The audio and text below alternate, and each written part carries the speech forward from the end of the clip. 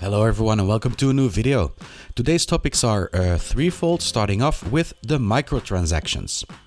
For all the oohs and ahs Polyphony Digital received for the racing aspects of its game, they did receive a lot of negative criticism for the way they treat the monetary aspect in Gran Turismo and specifically the microtransactions. Players are not paid out enough and cars are too expensive are the most commonly heard phrases surrounding the topic. And although they are right that the game should remain fun, and if fun means that you need to be able to purchase any car and drive around with it instantly, then yes, the criticism is correct. In my opinion, however, I like for the game to have very expensive cars in it. Cars that you may need to save up for by racing, because putting in a lot of effort to get a certain exclusive car will augment the feeling of fulfillment when you actually can buy it.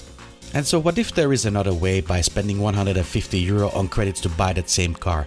I am not spending that much on it, and if somebody else has the money to do it, well, it's their money. I absolutely don't mind grinding to get it.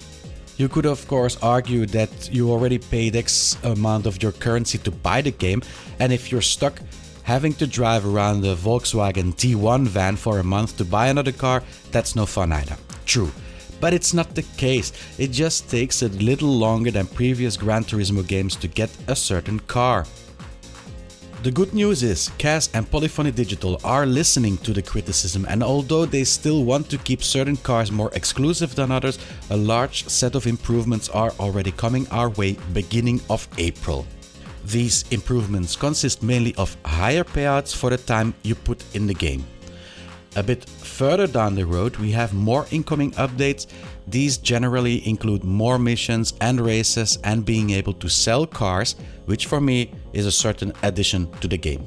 And speaking of updates, this brings me to patch 1.07 and having to be always online for the entire game.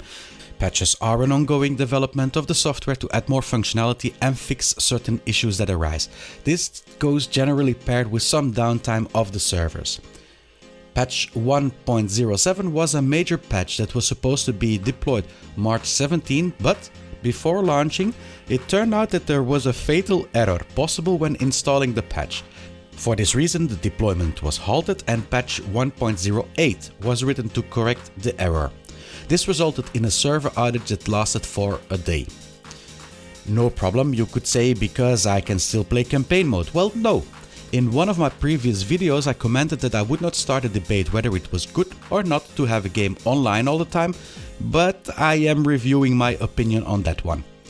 While it is not critical to be able to play a game, I can certainly understand the annoyance of players that they couldn't play this newly released game and progress. I really think that Polyphony Digital has to rethink this and find a better solution. I am absolutely pro the fact that they want to keep people from cheating, but this should absolutely not interfere with non-cheating people that just want to play their game. And then last but not least, a fact that was brought to me by Chronicles of K Toyoda: for all the pain and misery we suffered for the downtime and the low payouts for races we had to endure, Polyphony Digital has granted us a very royal compensation in the form of a 1 million credits voucher.